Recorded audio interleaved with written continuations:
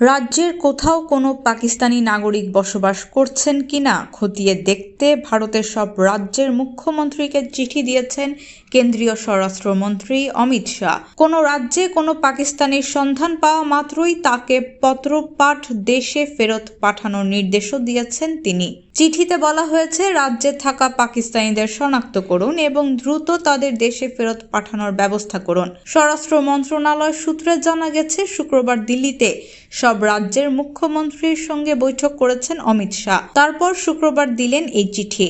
শুক্রবারের বৈঠকে কি আলোচনা হয়েছে সে সম্পর্কে সংবাদ মাধ্যমকে কোনো তথ্য দেওয়া হয়নি কেন্দ্রীয় সরকারের পক্ষ থেকে। এদিকে গত 22 এপ্রিল ভারতের জম্মু ও কাশ্মীরের পেহেলগাম জেলার বৈশরণ উপত্যকার ভয়াবহ এক জঙ্গি হামলায় 26 জন পর্যটক নিহত হন। ঘটনাচক্রে পেহেলগামে হামলার কয়েকদিন আগে ইসলামাবাদে এক অনুষ্ঠানে কাশ্মীরকে পাকিস্তানের গলার ধমনী বলে উল্লেখ করে দেশটির সেনাপ্রধান জেনারেল আসিম মুনির বলেছিলেন, পুরো জম্মু ও কাশ্মীর অবশ্যই একদিন পাকিস্তানের অন্তর্ভুক্ত হবে।